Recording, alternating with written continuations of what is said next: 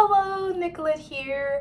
Welcome to my channel. On this channel, I talk about how I am a 39-year-old virgin and I give tips and advice on how it is I became or how it is I am this old and still a virgin. And if anyone wants to get on that path, even though they're not a virgin, they just want to be celibate, just some of the things that you might think about that would help you on this journey to make it a little bit easier. This is a very hard and challenging journey to be on because of the society that we live in, but it's possible. And if you are a virgin, have been all your life, and you're thinking, should you maintain, should you not?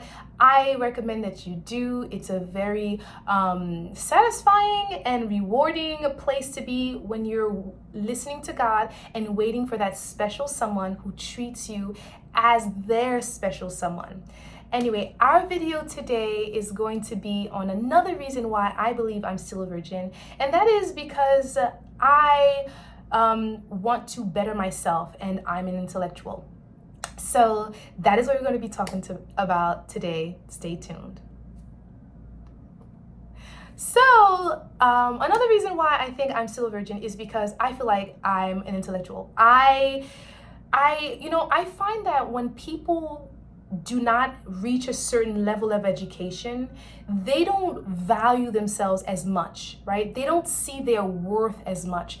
They don't find that they're worth being pursued as much because they don't have much to offer.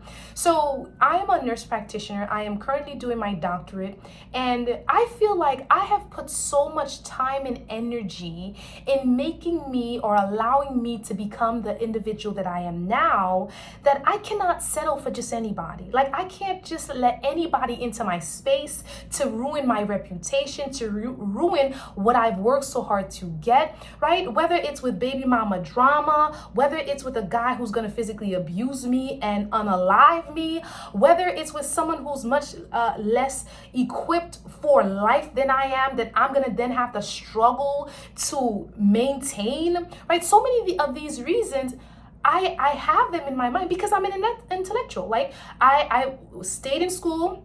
In high school, I stayed in school for college, did my undergrad, 4-year degree, then I went to nursing school, then I went to NP school, and now I'm in, my doctorate program. Like, it took a lot of time. It took a lot of energy. It took a lot of effort. And I feel like if I had to put in that much time on me to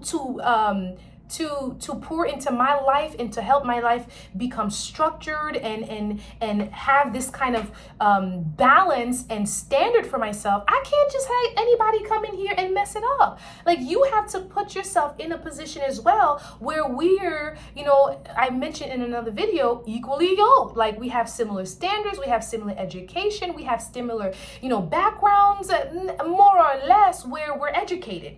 And sad to say, there are more educated women statistically than there are men.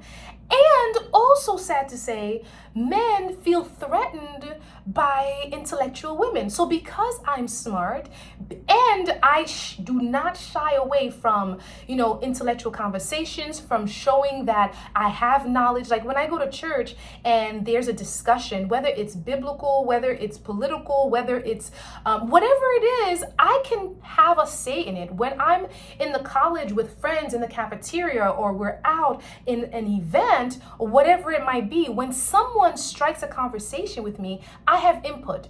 And I'm opinionated. I have something to say, and I don't get swayed very easily. I'm very persuasive when I talk. I'm knowledgeable enough to back the information that I have or my opinions with facts. So I watch documentaries, I read books, and a lot of times when I speak, it's like, it is so funny because I was having a conversation. I was in Kenya on a mission trip just this past, maybe in the beginning of this month, and we're having a conversation, and there's 2 intellectual men and 2 other young students in our school, and we're having a conversation. And every time I'm talking, I'm like, in a documentary, I saw a documentary, I read this, and it's like, because I was saying documentary so much, then the running joke was, was this in a documentary? And I'm like, you know it. So that's the thing. Like, when you're smart, you can't help but show your intellect. And if a guy is not comfortable and is not as smart or even smarter than you are, they feel intimidated because they feel like you might show them out. Like, some men have a problem with their woman shining more than they do, or their woman stumping them, or their woman telling them what to do. And that's one of the things that I remember when I was looking for a boyfriend before I found my man. One of the criterias was, are you comfortable with having a woman who's smart, right?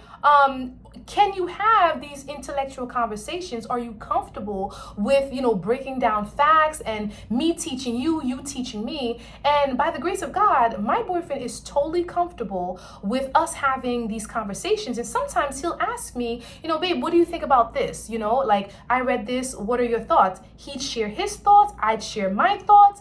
And a lot of times he's teaching me, which I love. And that's the other thing. If I can't learn anything from you, if you can't teach me anything, if I'm the one who's always pouring out into you, filling your cup, and my cup is empty after filling yours, and you can't pour back into me, that's a problem. So my boyfriend, sometimes he'll tell me about, finances, social, whatever stuff, how people interact, Bible, theology. Like, he has thoughts and knowledge on so many different topics, and he knows things that I have no idea about, that I've never heard before, concepts that I've never, breached to discuss or explore.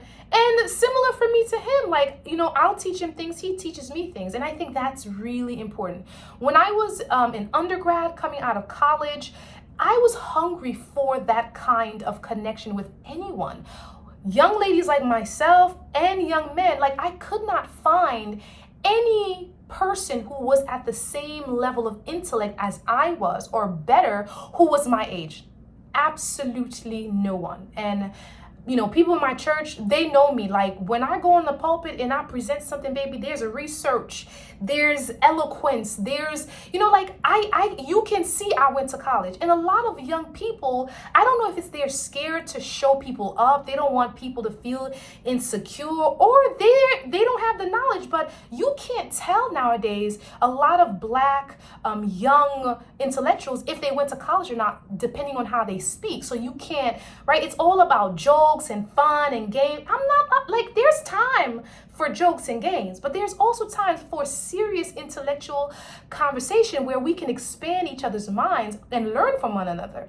Granted, that's not everybody. I just didn't meet many of them. And to be honest, I wasn't much liked in my circle just because of that level of excellence I sought after. Most people were like, you try too hard, you a try hard, or whatever they used to call me. And that's not the case. I don't try hard. I am what I am, and I pursue excellence. My goal in life is excelsior. So if there's a female or a man who can't be on that same wavelength, who doesn't have that same mentality, we can't jive. I don't care if it's a girl or a guy. And so for me, I feel I remained a virgin all this time because I could not find someone who was at the same level of intellectual that I was in, that I also found attractive, that was in my age range, that was also SDA, that didn't have children, that, or didn't have all this drama in their life, or that wasn't, fake, being like they're in the club, but they're in the church. Like, it was just, I had a lot of requirements, but the highest one, one of the highest ones other than religion, was intellectual. And also too, I wasn't trying to put any man to school. Like, I'm okay if you decide to get a doctorate or a master's after, but you have to have the bare minimum. You got to go to college. Like, I can't be putting people to school. And if you weren't smart enough to stay in school, that's not my problem. That was your mama's problem. So I'm not going to deal with that. And I don't want my children to have that problem either, because I'm going to have a hard time getting them to understand how education is important. Now, granted, you could make money without education. I understand that. You could be self-learned. I understand that. But have something in your mind. Don't be an airhead. Leave that for the girls. And that's stereotypical. But I'm just saying, that's ugly on a man.